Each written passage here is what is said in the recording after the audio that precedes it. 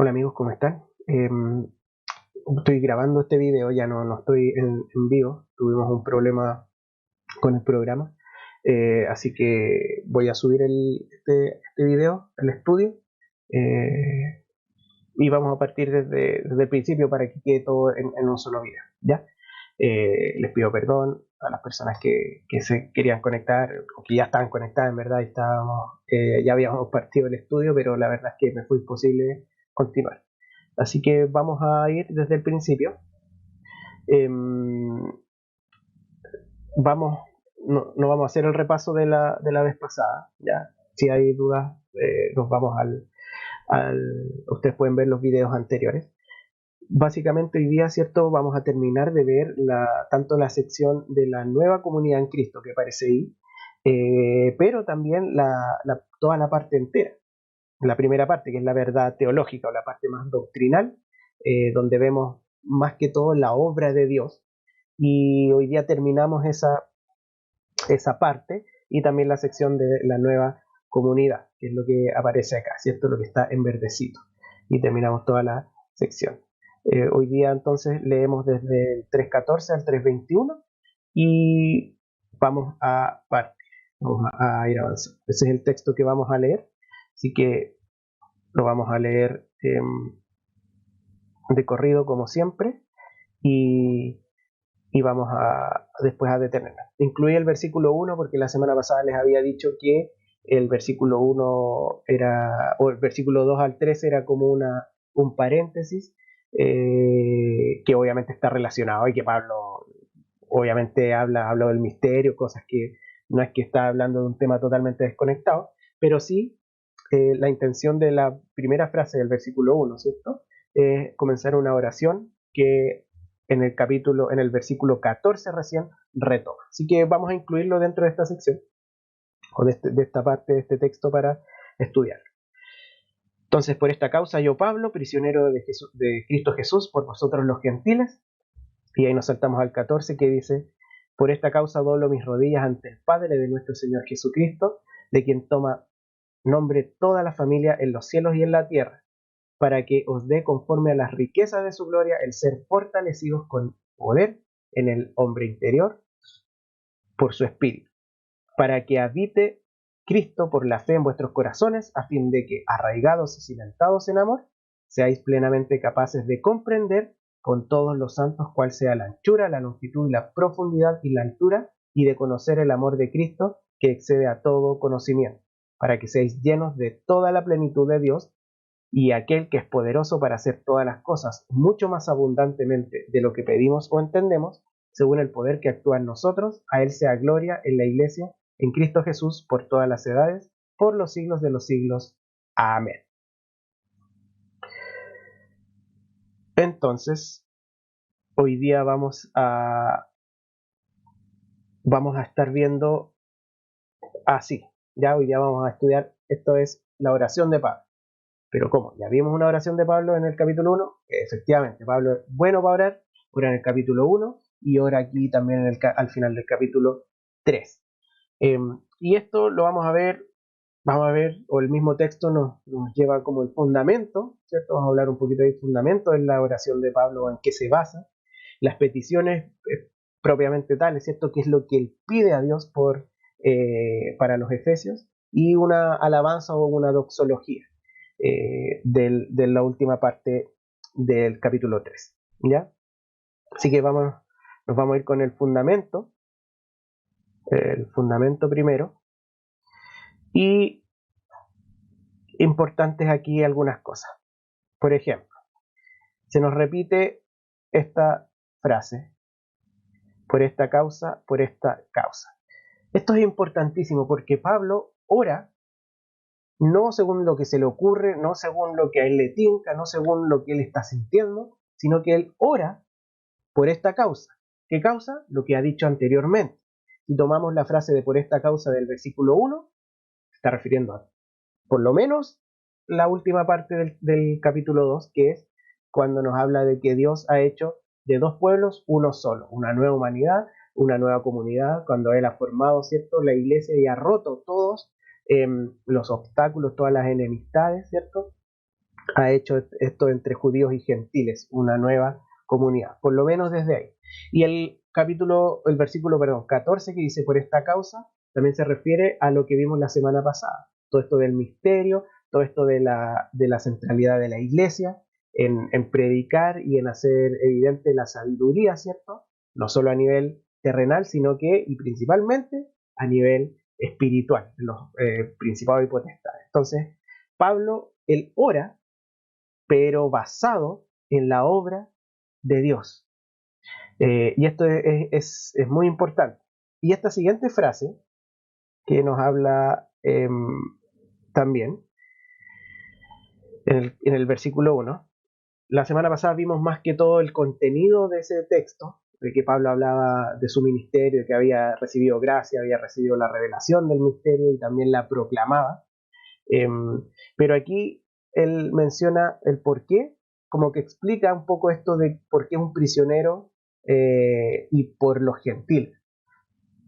Y parte de esa explicación era que él justamente había recibido este misterio de que ya no era solo para los judíos, ¿cierto? Sino que había un pueblo nuevo y por andar predicándole a los gentiles este evangelio es que finalmente fue arrestado en Roma. Pero él se consideraba no un preso de Roma o del emperador, sino que un prisionero de Cristo Jesús. Y en su mente él concebía el estar preso como parte del propósito para el cual él había sido llamado. Si todo lo que él hizo lo llevó a esto, él entendía que era parte del propósito y por eso que él era capaz de escribir estas tremendas cartas desde la prisión. Eh, por lo tanto, siempre podemos aprender de Pablo. Imagínense aquí dos cosas, tanto el cómo él, en qué basa su oración y cómo él concibe sus circunstancias negativas en pos de los propósitos y la voluntad de Dios. Por eso que aquí en el. Por eso que aquí en.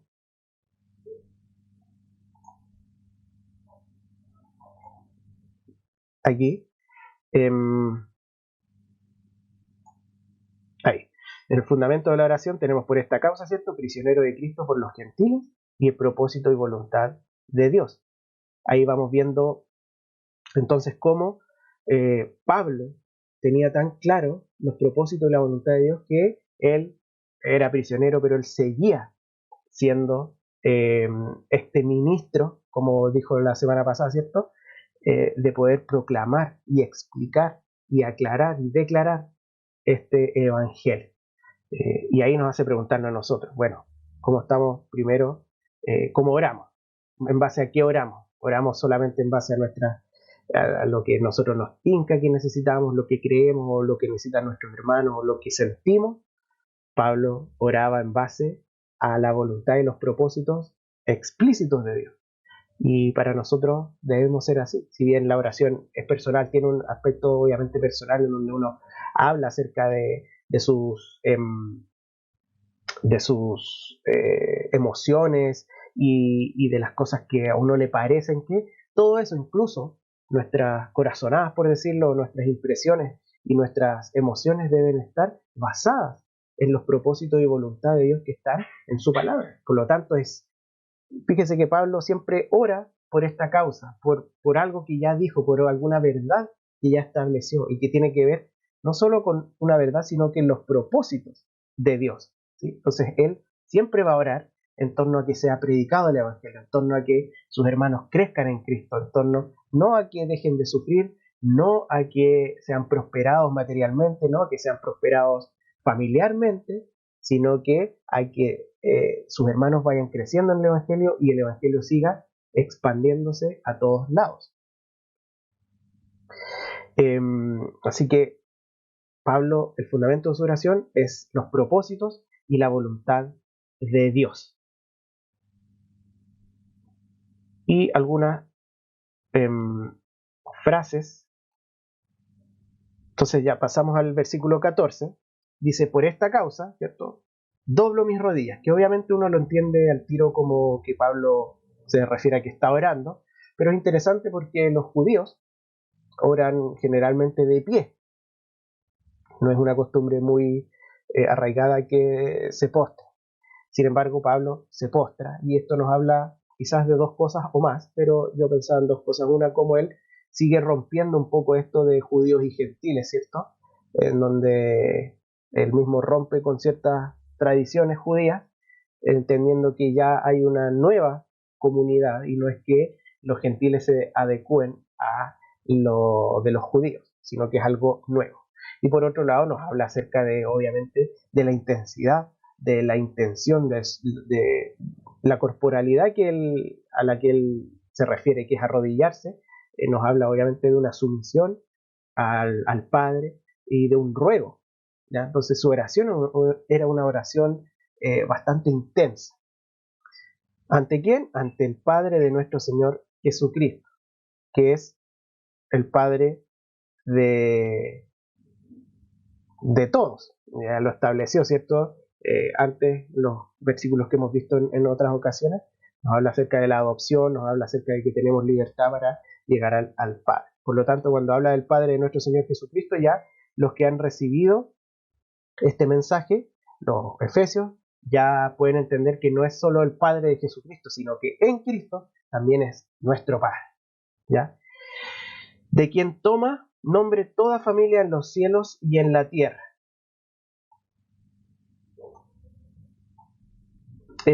Bueno, aquí la traducción nos hace pensar de que como que dice, bueno, aquí se refiere a esto de que todas las familias, porque cuando dice toda familia, uno tiende a pensar todas las familias, ¿cierto? O cada familia. Pero el sentido aquí tiene que ver con toda la familia, ¿ya? Es una familia, que también lo establece en un pasaje anterior que hemos visto, ¿cierto? Somos familia de Dios, es la familia. Y esto de en los cielos y en la tierra es la misma mirada que ha tenido la carta todo el rato, que es una mirada terrenal, pero también está la mirada cósmica. La iglesia no es algo terrenal solamente, la iglesia es celestial. Nos lo ha dicho, estamos con Él sentados en los lugares celestiales, hemos recibido la bendición desde los lugares celestiales, hemos resucitado con Cristo en los lugares celestiales. Por lo tanto, la iglesia es una iglesia terrenal, porque estamos nosotros, porque nos vemos, porque vivimos acá en la tierra, pero es una iglesia celestial también, en los cielos y en la tierra, ¿sí? Y, eh, y eso, ¿sí? Entonces, Pablo se presta a orar sin antes, no sin antes decir todas estas cosas. Primero que él, basado en lo anterior, a ver,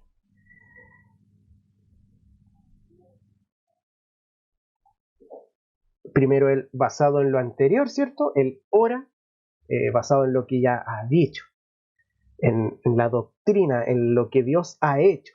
En base a eso va a orar. Ora al Padre, que ya no es el Padre solo de Jesucristo, sino que, aunque ahí lo menciona Padre de Jesucristo, pero en base a lo anterior sabemos que es Padre de todos, eh, y habla acerca de la iglesia, que esta mirada cósmica y terrenal a la vez, que también se basa en lo que había dicho anteriormente. Entonces, todas estas cosas se basan justamente en lo que Pablo ya ha enseñado, que es la obra de Dios en Cristo y por el Espíritu Santo también. Así que pasamos al versículo 16, en donde vamos a ir viendo la tarea que les dejé la semana pasada. La tarea tenía dos preguntas que las vamos a ir viendo simultáneamente. ¿Qué cosas pide Pablo a Dios? ¿Y cuál es él o los propósitos de lo que Pablo pide a Dios? Y aquí Pablo, ustedes saben, porque de repente es medio enredado, entonces hay una serie de peticiones, pero que también uno ve como para, a fin de, pero que a la vez son peticiones en sí mismas también. Entonces vamos a tratar de ir ordenando un poquito esto para entender bien qué es lo que Pablo estaba hablando específicamente, ¿ya? Entonces vamos a ir leyendo nuevamente del versículo 20, perdón, del 16 en adelante. Dice, entonces estas eran las peticiones, ¿cierto? Para que os dé, ¿cierto? ¿Qué es lo que Pablo está pidiendo? Que Dios les dé. Esto no lo vamos a poner como una petición en sí misma, pero sí está pidiendo que Dios dé algunas cosas. ¿Qué cosas?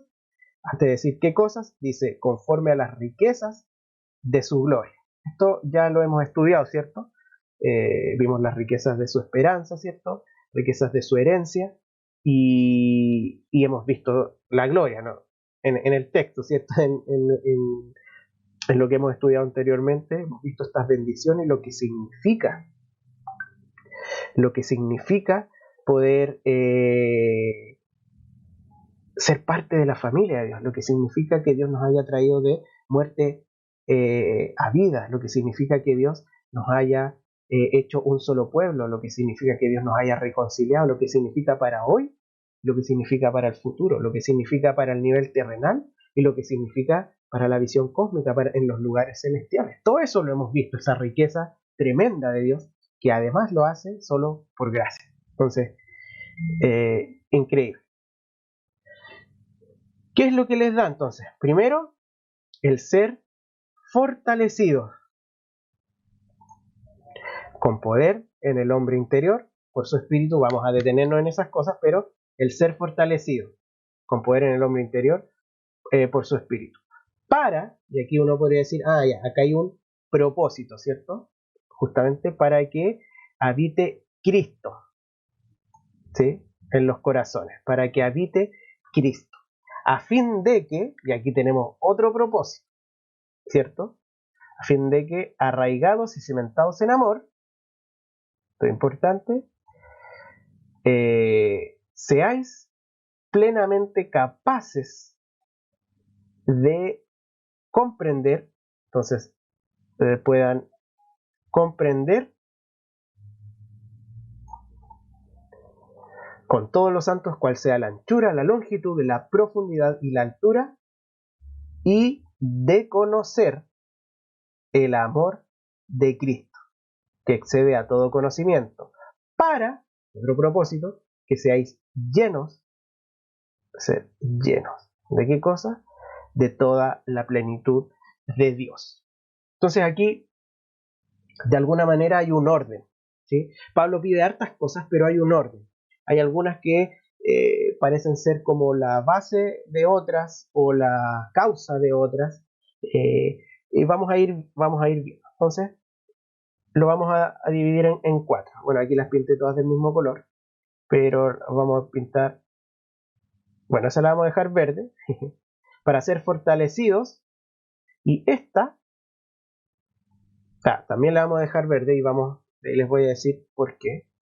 Entonces vamos a entender el ser fortalecidos y que Cristo habite como una sola. Y ahí les voy a explicar. También vamos a entender esta como otra petición. Y esta con el comprender y el conocer la vamos a entender como otra, y el ser lleno como la última de las peticiones que Pablo hace. ¿Ya? Entonces, primero, vamos a borrar esto para que no nos confunda. Esto era solo para tener claro que de ahí venía las peticiones, ¿cierto? Para que os dé. Entonces, el ser fortalecidos y que Cristo habite, el ser arraigados y cimentados en amor, el comprender y conocer, básicamente, el amor de Cristo, y ser lleno de toda plenitud. Entonces, ya teniendo estas, nos vamos a ver estas peticiones, vamos a verlo por parte. Entonces, la primera, fortalecidos con poder, ¿ya? Que era la primera que subrayamos, que decía, fortalecidos con poder en el hombre interior por su espíritu, y decía, para que habite Cristo por fe en los corazones.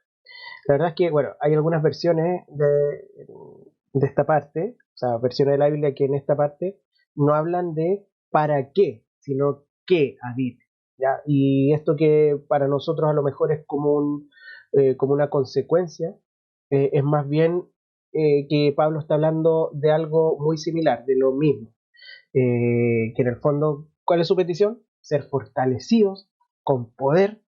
¿Qué tipo de poder? Del Espíritu Santo. ¿Dónde? En en nuestro interior, ¿cierto? No es poder exterior, sino que es el poder con lo que el Espíritu Santo nos capacita.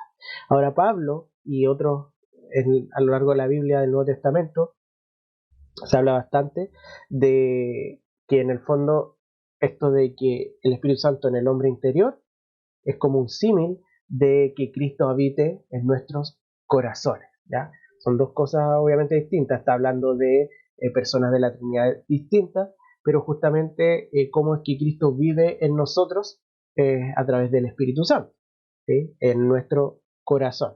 Por lo tanto, lo que Pablo está diciendo acá es que su primera petición es que Cristo more en nuestros corazones, dotándonos, ¿cierto?, de fuerza, siendo fortalecidos con poder al morar Cristo por fe en nuestros corazones o fortalecidos con poder en el hombre interior, nuestro, ¿cierto?, parte inmaterial, nuestro interior, hombre interior, por su espíritu. Pero está hablando de la misma idea. Ahora uno puede decir, bueno, ¿cómo es que cómo es que esto de qué poder se está refiriendo? Básicamente tiene que ver justamente con el Espíritu Santo en nosotros, en el cristiano, en los creyentes, es quien nos dota de su mismo fruto, que nos dota, nos capacita y nos da poder. Recuerden cuando en, en Hechos se les dice que van a recibir poder, pero ese poder tenía que ver con ser testigos, ¿ya? No son poderes como de superhéroe, sino que tiene que ver con la capacitación del Espíritu Santo. Y en este caso lo hace como un símil, como que estoy hablando de lo mismo, de que Cristo está en nuestros corazones y vivimos por Él, conforme a Él. El Espíritu Santo, ¿cierto?, nos va capacitando desde nuestro interior. Entonces somos fortalecidos. Eso es lo que Pablo pide. Ahora puede saltar otra pregunta que puede decir, bueno, no se supone, como lo tengo aquí, no habita ya Cristo en nuestros corazones. ¿Por qué Pablo va a pedir eso? ¿Por qué Pablo pediría que Cristo habite en nuestros corazones, siendo que uno de alguna manera entiende, o si estamos haciendo esto de que es un símil, uno entiende que cada creyente, el Espíritu Santo mora, ¿cierto?, en los corazones. Y este principio o este concepto que vamos a hablar ahora es necesario para entenderlo en todas las peticiones y que tiene que ver con entender lo que ya somos y que cuando Pablo, o lo que ya tenemos, ¿cierto? Somos o tenemos, y cuando Pablo pide referente a eso, en este caso, por ejemplo, el Espíritu Santo en nuestro interior, o que seamos fortalecidos con poder, eso ya ha pasado, ¿cierto? Hemos recibido poder para ser testigos, o que Cristo habita en nuestros corazones por fe, bueno, eso ya lo hemos experimentado, ¿cierto? Cuando creemos en Él y nos arrepentimos y creemos en Él como nuestro Salvador. Cuando Pablo pide cosas que ya de alguna manera tenemos, es para que eso vaya creciendo, es para que vayamos justamente madurando y creciendo en eso, para que tengamos más. Algo para entenderlo justamente, esto del Espíritu Santo y ser llenos del Espíritu Santo. En otras partes del Nuevo Testamento, algo que quizás estamos más familiarizados, es justamente que todos sabemos que tenemos el Espíritu Santo que mora en nosotros, porque la misma Escritura nos lo dice. Él es el que hace la obra en nuestro corazón para creer. Él es el que al creer viene a morar en nosotros y nos hace producir, ¿cierto?, el fruto del Espíritu. Es quien nos va capacitando, el que nos da dones, ¿cierto?, para vivir la vida cristiana, para la gloria de Él. Sin embargo, la Biblia nos dice sean llenos del Espíritu Santo. Entonces uno podría decir, bueno, pero ¿cómo soy lleno si ya tengo el Espíritu Santo? Claro, porque hay un tema de lo que se nos es dado, lo que tenemos, lo que somos, pero que las Escrituras constantemente nos están llamando a vivir y crecer en eso que ya tenemos o que ya somos. En este caso es lo mismo, solo que el énfasis no está puesto en nuestra responsabilidad de hacer crecer, sino que Pablo le está pidiendo a Dios que en los Efesios ellos sean fortalecidos, es decir, que sean más fortalecidos, que más poder en el Espíritu Santo, que Cristo habite más en sus corazones. por fe. ¿Sí? Si se entiende, no es que pueda habitar más o menos, sino que hay un crecimiento, se va a expresar más allá, ¿cierto? Igual como se expresa el ser más o menos lleno del Espíritu. Todos los cristianos tenemos el Espíritu Santo, pero se expresa para afuera, ¿cierto? En nuestras acciones, en cómo vivimos, si somos más o menos llenos del Espíritu Santo. Aquí, entonces, Pablo habla de fortaleza con poder. El segundo, de lo que habíamos hablado de las peticiones, se dice fortalecido, ¿cierto? Eh, en el poder del Espíritu, el hombre interior, el corazón que habite Cristo, arraigados y cimentados, para que sean arraigados y cimentados, o como lo dice, a fin de que arraigados y cimentados en amor. Entonces dice, a fin de que va a ir a otra parte también, ¿cierto? Esto de ser fortalecidos, a fin de que algo, pero hay algo entre medio que es arraigados y cimentados. Y por eso ahí hay un árbol y unos pilares, ¿cierto? Probablemente no son los fundamentos, pero arraigado se refiere a la raíz, echar raíces.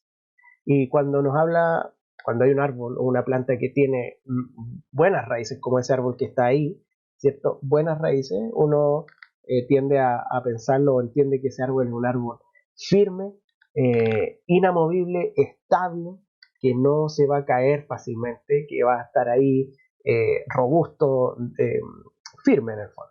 Asimismo, los fundamentos, ¿cierto?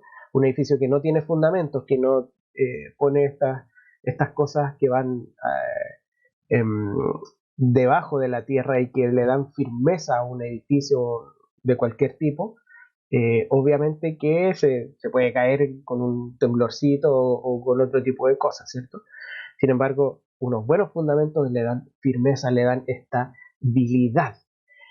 Ahora, el punto es que Pablo dice, estando con esa estabilidad, pero en amor, estando arraigados y cimentados en amor. Entonces esa es la segunda petición que Pablo les dice, Señor, yo quiero que ellos crezcan en este fortalecimiento del poder que viene de adentro, ¿cierto?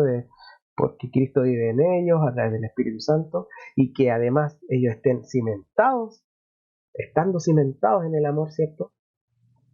Y cimentados en el amor, ¿a qué amor se refiere? Bueno, obviamente en el contexto que hemos estado hablando, se refiere obviamente a los dos amores que podríamos distinguir en este caso. Uno, que es el amor de Dios, ¿cierto? El amor que han recibido, o hemos recibido, pero han recibido los efesios, ¿cierto? De amor, lo hemos podido ver desde todo lo que hemos leído anteriormente, tremendas manifestaciones de amor, pero también en estas nuevas virtudes de amor, no de una comunidad que ya no tiene divisiones ni enemistades. La iglesia, si se fijan en el capítulo 2, Dios la estableció en Cristo sin enemistades, han sido reconciliados en paz. Por lo tanto, la virtud y vamos a verlo, ¿cierto?, que va a predominar entre estas personas, en la comunidad, en la iglesia, en esta nueva comunidad, es justamente el amor. Entonces, el amor es de donde están los cimientos. Eso es lo que hace que esté estable la iglesia misma, y es lo que Pablo pide, ¿cierto? Pablo pide que estén arraigados, ¿cierto? Estando arraigados y cimentados, y nos vamos la tercera petición, que ellos puedan, aquí hice un resumen porque es larga esa parte, pero que ellos puedan, eh,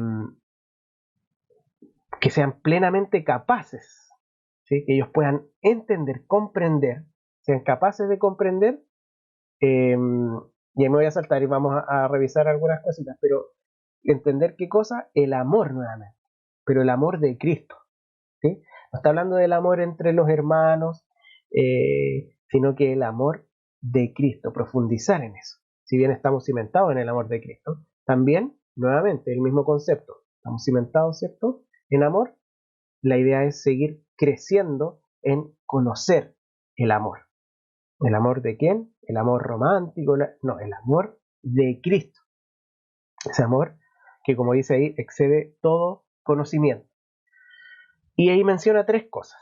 No están en el orden que está en el texto, pero primero es que Pablo, ora y pide para que ellos puedan entender y comprender lo ancho, lo largo, lo profundo y lo alto del amor. Es decir, que lo conozcan en toda su magnitud, en todas sus dimensiones, que puedan conocer todas las aristas del amor de Cristo, todo lo que significa. No solo decir, no solo saber, ¿sí? Esta frase nos habla acerca de buscar entender todos los aspectos, todos los lados, todas las dimensiones del amor de Cristo, ¿sí? Todo lo que significa que nos ame. El amor de Cristo que ha sido derramado, ¿cierto? En su sacrificio y que lo hemos visto aquí también en su iglesia. Entonces, es una petición de ir conociendo el amor, pero en todo su esplendor, en toda su grandeza. Pero es interesante que no es algo individual, sino que es con todos los santos. Y esto no es solamente algo de compañerismo. Cuando Pablo está hablando aquí de la iglesia y que cómo Dios la formó, está hablando de algo, como hablamos la otra vez, es central la iglesia. Y son relaciones que son fundamentales, que son más allá de simplemente personas que tenemos cosas en común, estar juntas y hacerlo juntos, sino que aquí da la impresión de que cuando dice conocer con todos los santos, es que necesitamos a todos los santos, a los demás creyentes, a los demás participantes de esta iglesia, de esta nueva comunidad, necesitamos para realmente conocer el amor de Cristo. No es solamente como tenemos el mismo objetivo, bueno, juntémonos y conozcamos el amor de Cristo. No, es conozcamos el amor de Cristo todos juntos porque necesitamos hacerlo todos juntos. Si no, no vamos a poder conocer el amor de Cristo en todas sus dimensiones. ¿Sí? Y esto cambia un poco la perspectiva. Toda esta carta nos debe llevar a salirnos del individualismo cristiano y poder llevarnos a la comunidad, esta nueva comunidad que Dios es. Entonces, si queremos conocer el amor, no basta solo con yo hacer mi parte y listo. No, debo hacerlo junto con todos los santos, en relaciones de amor con ellos, involucrándome y todos juntos entendiéndonos como un solo cuerpo, amando y conociendo este amor por Cristo, este amor de Cristo. Entonces es interesante porque ve tanto el aspecto del amor mismo como el aspecto de la unidad y de la participación con los santos para poder conocer este amor, ¿sí? Y es maravilloso, maravilloso poder entenderlo de esa manera y es un incentivo para relacionarnos y para que podamos revisarnos y decir, bueno, ¿cómo estoy relacionándome con Cristo? Quiero crecer en amor, quiero conocer más a Cristo, conocer más su amor, ¿y cómo lo estoy haciendo? ¿Yo por las mismas? Por las mías, o entiendo que debo relacionarme, que debo hacerlo junto con mis hermanos y hermanas en Cristo. Ahora, realmente hermanos y hermanas porque somos de la misma familia. Y el último es que excede todo conocimiento. Entonces aquí hay algo que uno dice, bueno, ¿cómo Pablo pide que conozcan toda la profundidad, la anchura, el largo, el alto, pero después dice que excede todo conocimiento? O sea que en el fondo no se puede conocer todo.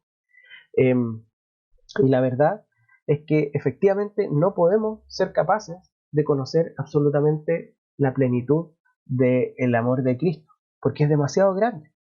Sin embargo, ese es nuestro objetivo, o es nuestra dirección, es nuestro norte. Debemos nosotros, hacia eso apuntamos. Y vamos a hablar un poquito más de eso un poquito más adelante, pero uno puede decir, bueno, escucha, nunca vamos a alcanzar el objetivo, pero vamos a estar toda nuestra vida creciendo en eso, ¿sí? El cristianismo ahora la nueva vida en Cristo no es algo estático, no es algo en donde, bueno, Pablo está orando por puras cosas que ya tenemos en Cristo, pero eso no quiere decir en ningún caso que es algo estático, que solamente tenemos, que ya tenemos todo el conocimiento, ahora hay que seguir leyendo el mismo conocimiento. No, esto es crecer en ese conocimiento. Y eso es algo dinámico, no es estático, es algo que se mueve, es algo que vamos madurando, creciendo, que vamos avanzando. No es estático, no es quieto, no es una quietud pasiva. Entonces, comprender y conocer el amor de Cristo en todas sus dimensiones con los demás santos, pero entendiendo que es un proceso de crecimiento constante y eterno, y no que ya estamos casi al límite y hoy ya estoy cerquita de conocer el amor de Cristo. No. Entonces eso nos ayuda porque quizás tú llevas mucho tiempo en el cristianismo y piensas que ya sabes todo, que ya has leído la Biblia no sé cuántas veces quizás, lo que te enseñan como que tú ya sí yo lo he escuchado, lo he visto, lo sé. Sin embargo, Pablo dice, le pide a Dios que sigan los efesios y nosotros sigamos creciendo en eso, que seamos capaces de comprender y conocer, aun cuando excede todo nuestro conocimiento, pero podemos ir creciendo en eso. Llenos de la plenitud de Dios.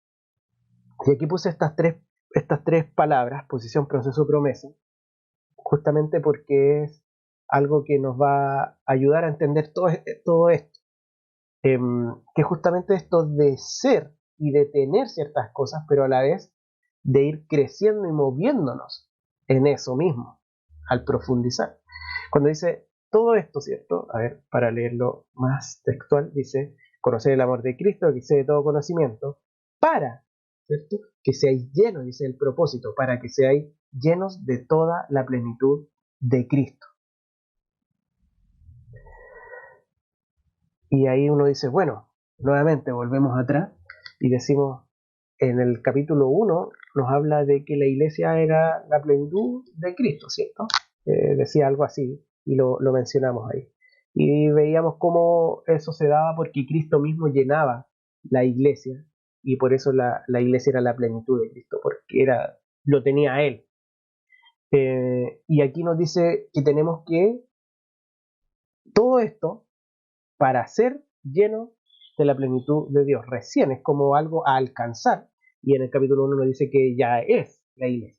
Entonces es necesario porque entender estas tres palabras, posición, proceso, promesa, porque es lo mismo que vimos en las peticiones anteriores. Cuando hablamos de posición, es justamente lo que en Cristo ya hemos alcanzado. No nosotros, sino Él alcanzó por nosotros. Pero nosotros somos beneficiarios. ¿Sí? Un ejemplo de esto es la santidad. Nosotros somos santos. La palabra nos habla de que somos santos, ¿cierto? Esa es nuestra posición. Somos santos. Pero la misma palabra nos dice que debemos santificarnos. Sean santos porque yo soy santo. Y Pablo nos llena de que tenemos que ir creciendo en esto de la santificación de nuestra vida en la práctica, ¿cierto? De alejarnos del pecado, de consagrarnos más a Dios. Entonces uno dice, bueno, ¿somos santos o todavía no somos santos? Y tenemos que irlo alcanzando. Y lo vamos a alcanzar en algún momento. Entonces, posición, santo. Proceso, estamos santificándonos. Y la promesa es que va a llegar un día en que vamos a ser santos plenamente, tanto de posición, porque vamos a hacerlo, como en la práctica ya no vamos a luchar con el pecado, porque nuestro proceso de santificación se da porque todavía tenemos cuerpos caídos, ¿cierto? Somos santos posicionalmente, estamos sentados, ya no somos esclavos del pecado, el Señor nos ha apartado para Él, del pecado para Él, pero todavía luchamos con el pecado y todavía pecamos. Pero va a llegar un momento en que ya no, y esa es la promesa. Ahora, no todas las promesas o no todos los aspectos va a llegar un punto en que vamos a hacer, como que vamos a alcanzar ese objetivo. Por ejemplo, ya volviendo a nuestro texto, el conocimiento del amor de Cristo. Esto es algo que vamos a seguir haciendo por el resto de nuestra vida y por el resto de la eternidad. O nuestro conocimiento de Dios, no solo de su amor, sino de su ser, de su persona. Va a haber un momento, nosotros ya tenemos un conocimiento de Él, ¿cierto? Conocemos a Cristo, conocemos su amor. Si no conociéramos su amor, no habríamos creído en Él, no seríamos hijos de Dios. Sin embargo, conocemos su amor. Pero Pablo pide que crezcamos en ese conocimiento.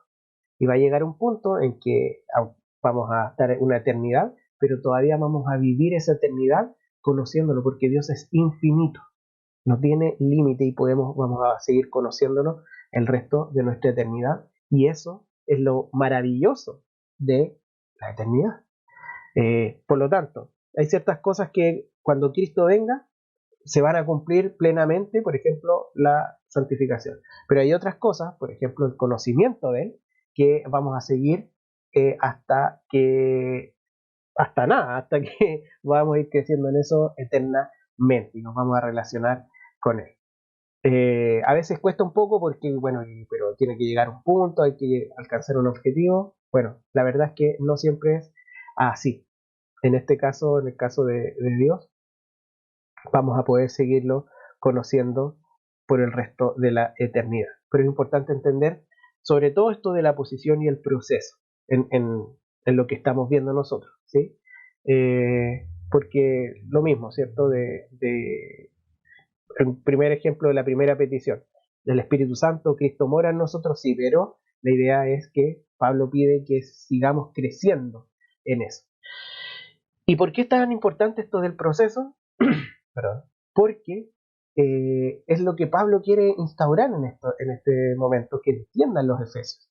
Él ora, ya habiendo dado toda esta introducción, todo el capítulo 1, todo el capítulo 2 y la mitad del capítulo 3, y él pide al Padre para que ellos, en lo que tienen, ellos sigan creciendo, ellos sigan avanzando. En capítulo 3, 4 y 5, de alguna manera, va a irse a las cosas más concretas, más prácticas, de cómo ahora irse relacionando junto con todos los santos para ir creciendo en el conocimiento del amor de Cristo, para ir alcanzando o ir avanzando, ir creciendo en la plenitud o de ser llenos de la plenitud de Dios.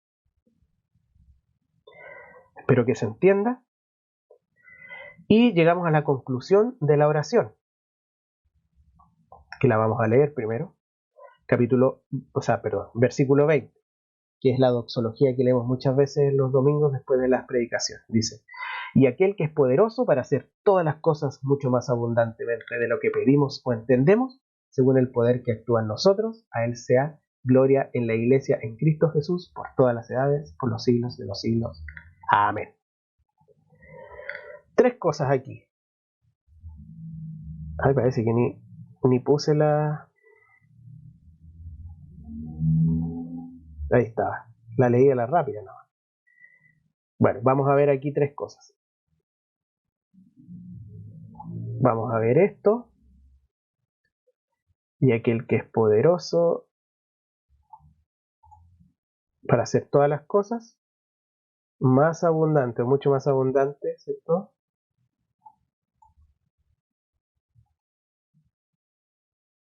Y según el poder que actúa en nosotros. Las tres cositas vamos a profundizar un poco. Primero, Pablo está terminando, ya dejó las peticiones y llega a la conclusión.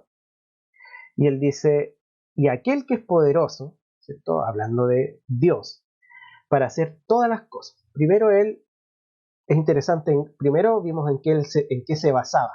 Él se basaba en lo que Dios había hecho, en sus propósitos y en su voluntad. En lo que él había hecho, ¿cierto? Había todo esto de la reconciliación, ¿cierto? Las bendiciones espirituales. Pero ahora también él dice, y él es poderoso para incluso seguir haciendo, ¿sí? Se basa y además él tiene toda la confianza y la fe de lo que está pidiendo, que Dios es poderoso para hacer, porque él puede hacer absolutamente todas las cosas, ¿sí?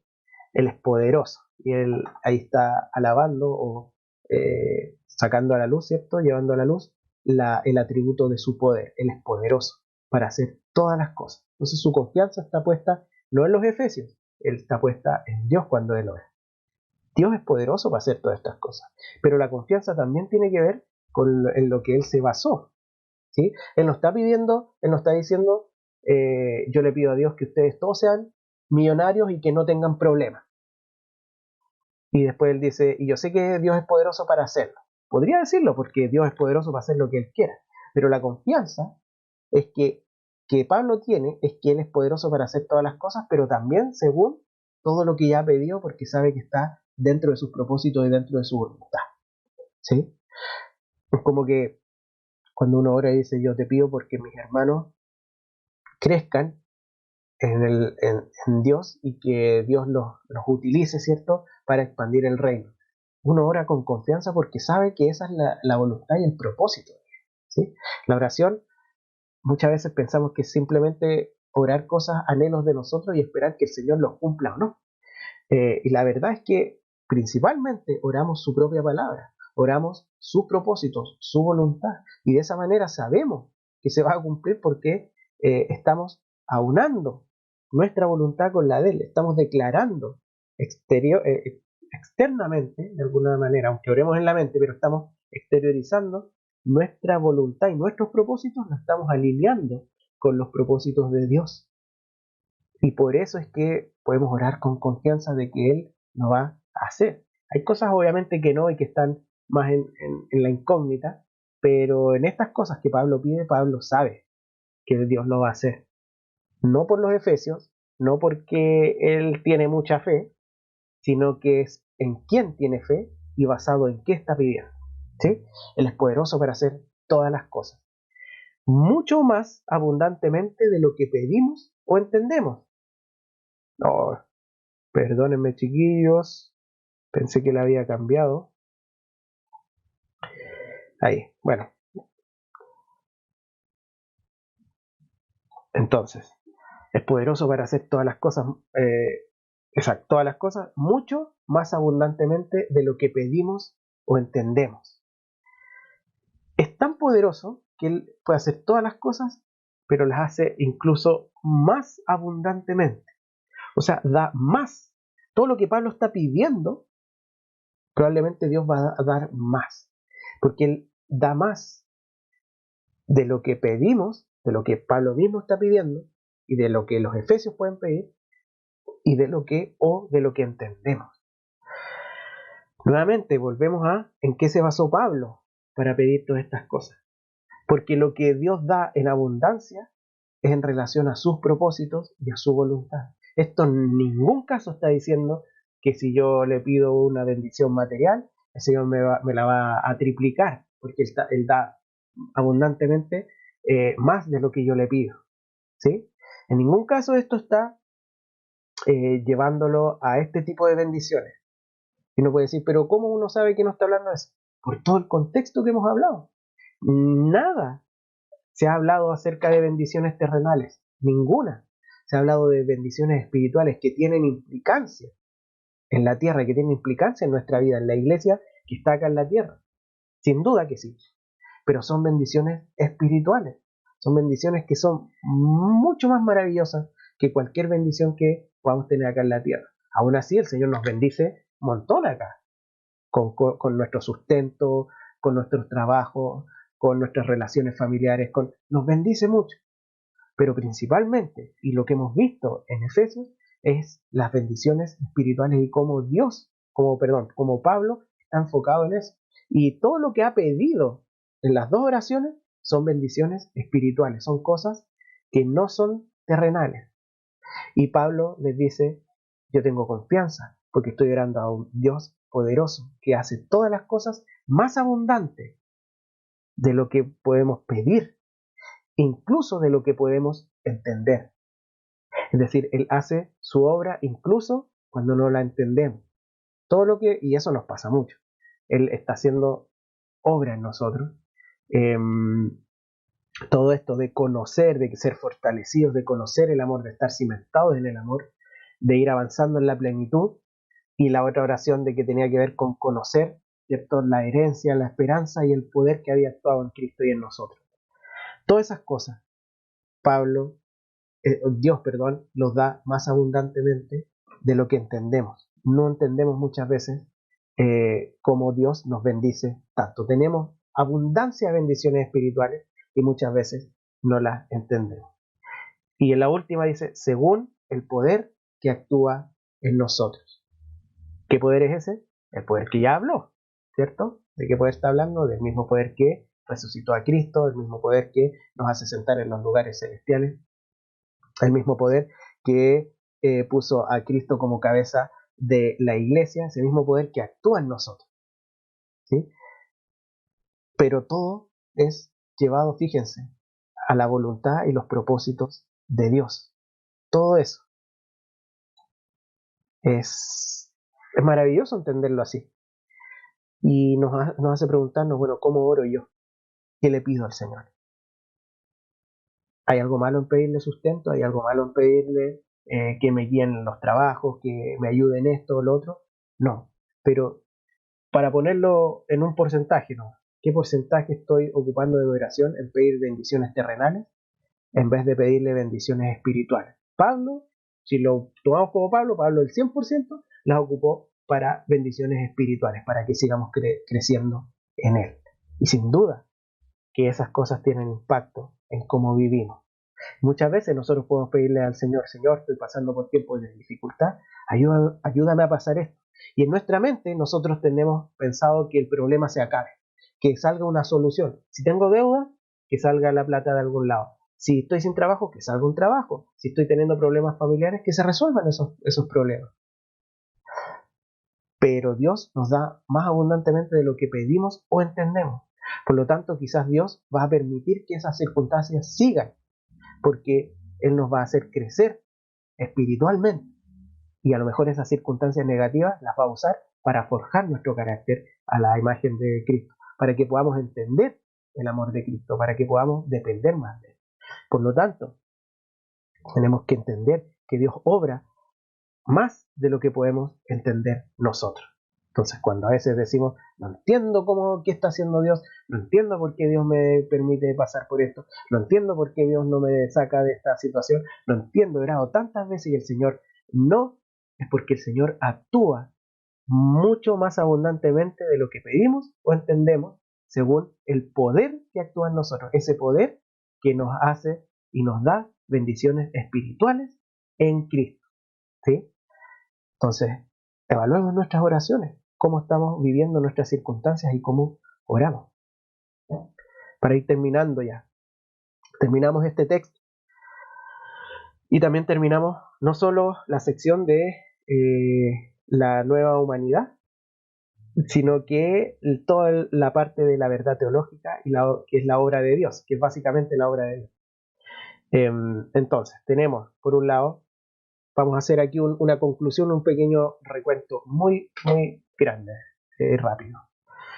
La verdad teológica, más o menos la obra de Dios, ¿cierto? Así lo hemos dividido. La primera parte, la primera sección de esa parte era la nueva vida en Cristo, que abarca del capítulo 1 al 2.10.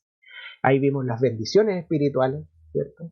Vimos el poder que actúa en Cristo y vimos el paso de la muerte a la vida según ese poder que actúa en nosotros y por ende en Cristo tenemos esas bendiciones espirituales que hablamos al principio. La segunda sección tenía que ver, vimos la nueva vida en Cristo y ahora veíamos la nueva comunidad en Cristo. No solo el Señor nos salva individualmente y nos da bendiciones individualmente, sino que Dios nos reconcilia no solo con Él, sino que entre todos, ¿cierto? Horizontalmente hace un nuevo pueblo, una nueva comunidad que a la vez se reconcilia con Dios, pero hay una reconciliación de los hombres. El misterio y la centralidad de la iglesia, ¿cierto? Entonces esta nueva comunidad que se forma es central en los propósitos de Cristo, en los propósitos de Dios, de reunir todas las cosas, y parte de eso es entender que los gentiles son parte de esto, hay una nueva humanidad y la iglesia central para vivir eso y para proclamarlo. Y el crecimiento, que es lo que hemos visto ahora, el crecimiento hasta la plenitud de Dios. Y este concepto del crecimiento hasta la plenitud de Dios va a ser importante en todo lo que sigue, porque Pablo nos va a ir exhortando, nos va a ir mandando, nos va a ir dando los nuevos valores con los que la iglesia vive para ir creciendo en el conocimiento del amor de Cristo, cimentados en el amor, fortalecidos con el poder del Espíritu Santo y Cristo vive en nosotros, para ir avanzando y creciendo cada día más a la plenitud de Dios, que es lo que hemos visto hoy día. Así que cerramos esta sección. Pablo sentó las bases teológicas, doctrinales de todo lo que él quería plantear para ahora irse a la parte más práctica, que hay harta doctrina obviamente, igual lo práctico es doctrina, ¿ya? Pero si ustedes se fijan, no ha habido todavía exhortaciones, no ha habido mandamientos ni cosas que Pablo les dice. Así que tarea para la próxima semana, leer Efesios 4 del 1 al 16, que es la siguiente sección, y responde, según los versículos del 1 al 6, ¿qué significa andar como es digno de la vocación con que han sido llamados los efesios? Fíjense que ya en esta parte Pablo, al tiro ya empezamos con andar como es digno de la vocación. Andar es caminar, es vivir. Entonces ya hay cosas más prácticas. Y la segunda pregunta, ¿para qué constituyó Cristo apóstoles, profetas, evangelistas, pastores y maestros? Esas son las dos preguntas, háganlas y eso les va a servir para el siguiente estudio. Espero que estén muy bien, espero que puedan ver este video, lamento que no haya podido ser por transmisión, pero sin duda sigue siendo de bendición y esperamos arreglar todo para que el lunes podamos juntarnos y hacerlo en el mismo horario todos juntos por transmisión este estudio. Un abrazo a todos, que estén muy bien y nos vemos el próximo lunes. Adiós.